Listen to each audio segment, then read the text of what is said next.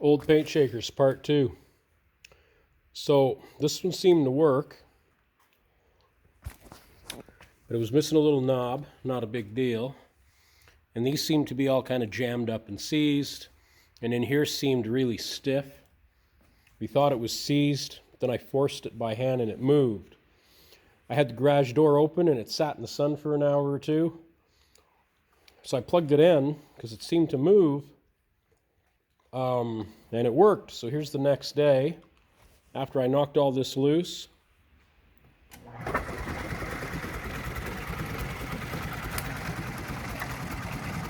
So I think what happened is the bearings were full of grease and dust and, probably sitting for 20 years in a barn. So I guess once they warmed up, that thing works like a charm. The only thing I did notice that's a little bit iffy, if you put the can in as far back as it goes against the back, there's a little gap here and a little gap down here. So you want to make sure you use a good lid in this one. All I did was I slightly tipped it up and then crunched that down tight. And I used it for about an hour yesterday, and I just used it again to mix it. Stir it up. These are a couple older primers I had that were really separated, so it was nice to see what they do. And honestly, this was so much better, than trying to stir them by hand. Now this guy has a noisy bearing.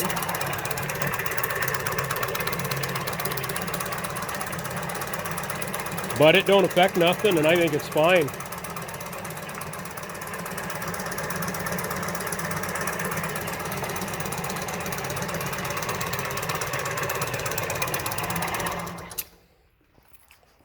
So there you have it. And if I really, really wanted to, have a paint shaker on a real budget, now that they both work, I could probably fix one up a bit or just sell one and keep one or whatever. But I think the wise thing to do, just in case, would be to keep both. Because when you got something real cheap like that, it's not always about the money, but the redundancy of if one fails, you can just use the other one. Could be something as stupid as the switch quits, and you can just move your paint into the other one and use it. In the meantime, though, I got 2 machines that work well. I did find something interesting with this one. Now, if I go to this one, actually, you can see where the clamp goes nice and tight to the can, and it does that here. Well, on the old machine, it's probably been a little over-tightened or something at one time. And I mean, who knows, this could be from the 50s, right? So it might have had a gazillion gallons of paint mixed on it. But you can see down here, that gap. There's a bit up here. So what I'll do to correct that is I'm going to push my gallon up to the top till the top is nice and snug. I'm going to measure that here. And we'll make an aluminum wedge and we'll epoxy it on. Now the only thing is, it might only be good then for doing a gallon and not doing quarts. So you see where it sticks out here and here? That's so you can put 2 quarts in. I'll do my quarts on that guy, so I'm not too worried. But what I wanted to show you, what I found, if you go down here, you see a big nut there, and then there's a plate welded to it and another nut underneath.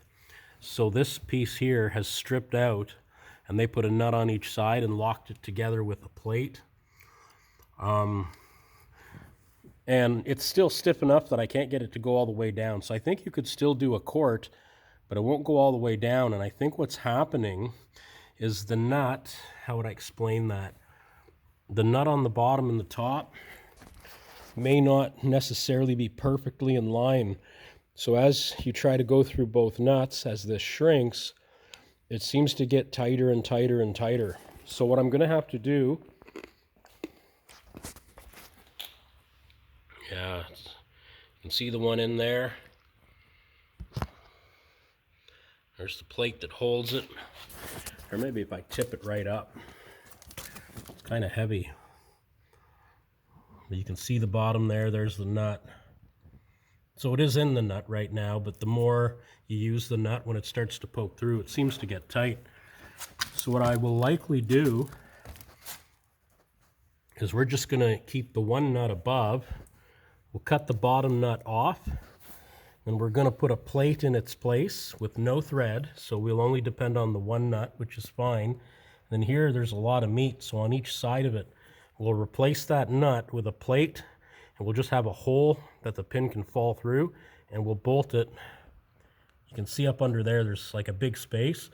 We'll put a couple of 3/8 bolts into there. We'll drill them, thread them, and Loctite them in. And that might even straighten that out a little bit, but at least then it'll freely move up and down. I have a feeling that when that happened, they likely had that repaired, and it was probably stiff, which is probably why they then replaced it with this guy, you know, and I mean probably like years and years and years ago. But that being said, as far as it sits right now, I'm doing this by hand. You know, I can easily put a gallon in, but I am going to get rid of that bottom nut and fix that. Otherwise, I'm not even going to touch the bearings on this one. They seem really good. What I might do is flip it over, because you can see it in from the back, and I might spray a little bit of lithium grease up into the bearings. I think they're open roller bearings. I'll have to look at that, but we'll see. Worst case scenario though, there's 6 bolts in the front, and that whole apparatus comes off, and then the belt drive falls off of the electric motor, which is fine. So we might pull it apart just to clean the bearings and grease them. And then this one, because it has that ticking noise, one of the bearings is obviously a little bit slopped or foobarred. You can't feel it anywhere, but it might just have enough wear that the ball's bouncing back and forth off each other, which could be the tick. So if it's just a bearing, or all of them, I mean, you can get bearings, so maybe we'll change them. But yeah, so we kind of lucked out here. We got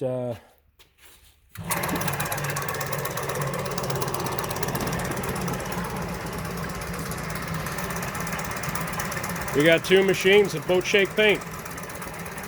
Thanks for watching. Cheers.